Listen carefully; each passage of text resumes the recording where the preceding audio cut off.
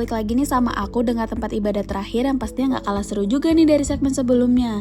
Nah sekarang aku udah ada di Pura Widya Santika yang berada tepat di dalam Universitas Pancasila nih. Kalau tadi aku udah wawancara dengan Pak Ustadz dan Pendeta, sekarang aku mau wawancara dengan salah satu pengurus pura yang ada di Universitas Pancasila nih. Dari sisi agama Hindu mengenai donor kornea mata.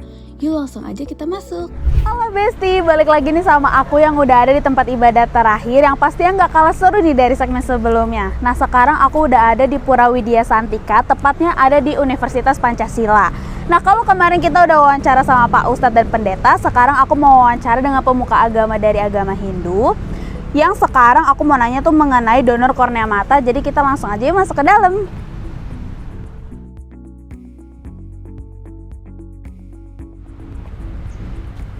Halo Pak Madiadi, Om Swastiastu. Boleh Pak perkenalan dirinya dulu? Oke, nama saya Madiadi Gunadi. Kebetulan saya dosen di pariwisata, Fakultas Pariwisata Universitas Pancasila, dan menjadi sekaligus merangkap Jalan Ketua Pengurus Pura Widya Santika ini. Oke Pak, jadi sebelum kita mulai, saya mau menjelaskan sedikit dulu kali ya Pak mengenai donor kornea mata ini. Nah jadi donor kornea mata ini di Indonesia kan sangat minim nih Pak, karena kebanyakan orang mengetahuinya itu donor bola matanya nih Pak, bukan kornea matanya. Nah kemarin saya juga udah sempat wawancara dengan Pak Ustadz dan Pendeta. Nah dari kedua sisi agama tersebut tuh memperbolehkan. Nah kalau dari sisi agama Hindu sendiri tuh bagaimana sih Pak? Oke, jadi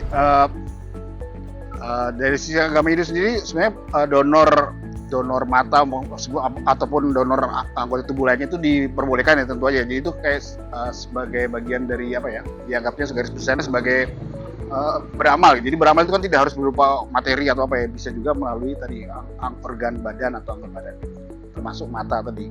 Oke, untuk pertanyaan selanjutnya, apakah donor kornea mata ini memberikan pengaruh pada acara ngaben? Seharusnya tidak ya, karena apa ya, tidak mempengaruhi, maksudnya tidak ada efek langsung gitu ya. Mungkin kalau mungkin perasaan mungkin ada, tapi sebenarnya nggak ada. Oke, silakan, yuk mari. Oke, ya sekarang tadi ya saya mau nambahin tadi soal ngaben ya. Jadi kan ngaben itu kan sebetulnya tujuannya mengembalikan badan kasar manusia gitu ya, biar lebih cepat menyatu dengan penciptanya gitu ya, dengan alam gitu ya. Karena kalau ada badan, jadi kan manusia itu ada badan kasar, ada badan halusnya ya, jiwanya dan badannya. Jadi kalau jiwanya kan udah kembali ke ini, nah sementara untuk badan kasarnya dibantu. Nah tadi kalau di yang donor itu kan badan kasarnya sebenarnya didonorkan ya, jadi sebetulnya nggak pengaruh karena ujungnya kan tetap akan dikembalikan ke ini. Oke Pak, untuk pertanyaan selanjutnya, kira-kira dari Bapak sendiri udah ada contoh kasus yang seperti donor kornea mata itu belum sih Pak saat ngaben? Kalau yang pengalaman saya sendiri atau saya ini sih belum ada ya, tapi saya yakin biasanya kan kayak gitu kan mungkin nggak diupacarakan besar-besaran gitu ya, ataupun kalau ada tidak ditampilkan di publik gitu ya, bahwa ini misalnya di jenazah diabetes itu ada donornya atau biasanya kan tidak dipublikasikan ya. Jadi ya apapun ada donor apapun tidak, pasti acaranya berlangsung seperti sama aja, normal, standarnya sama. Oke Pak, untuk pertanyaan selanjutnya, ada nggak sih Pak hukum tertulis di kitab agama Hindu atau biasa yang disebut Weda ini mengenai pendonoran tubuh? Ya itu tadi ya, jadi salah satu kitab kita ada yang khusus membahas tentang pengobatan ya, macam-macam pengobatan. Kalau Samhita apa itu lupa saya ya. Di situ tuh macam-macam teknik pengobatan, apa yang bisa diobat, termasuk di situ bagian mendonorkan itu tadi, menyumbangkan sebagian ininya. Dicontohkan di situ ada teladan-teladan dari beberapa ini toko-toko yang mendonorkan apa gitu ya. Jadi disitulah kita makanya sumber ini dari itu. Oke, selain tadi yang di Samhita itu tadi ya, ada juga di kisah di bagian dari Mahabharata di Santi Parwa itu yang menyebutkan itu tadi ada tokoh yang menyumbangkan atau diminta. Jadi dia diminta untuk menyumbangkan sebagian anggota tubuhnya untuk menolong orang lain, dan itu dilakukan gitu ya Bang, dibenarkan, dan jadi semacam dianjurkan, bukan dianjurkan ya, diminta dan diinikan. Jadi tadi beberapa contoh ya, selain tadi contoh yang di kitab tentang kesehatan tadi, pengobatan, dan juga tadi di kisah yang lebih seperti saya bilang tadi semacam teladan lah gitu ya. Jadi ada dua sumber lah yang cukup saya kira cukup meyakinkan. Berarti kalau dari agama Hindu sendiri emang memperbolehkan ya? Oh iya, saya kira memperbolehkan sama ya.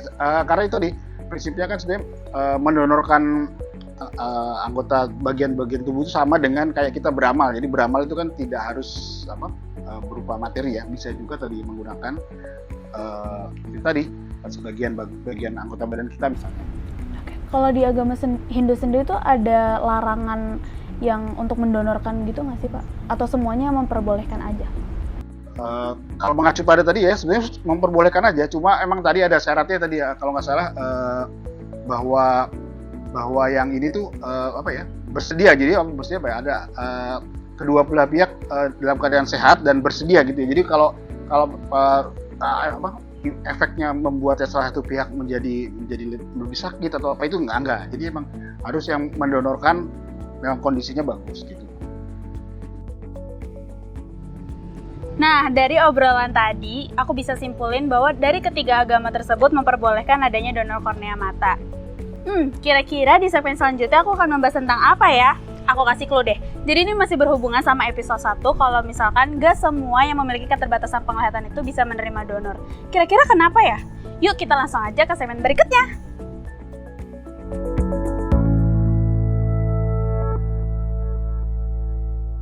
Untuk mendapatkan reinforcement, kita namai programnya adalah tutorial. Jadi mereka bisa belajar dengan tutor kami, tutor matematika, untuk memperdalam pelajaran yang didapatkan di sekolah.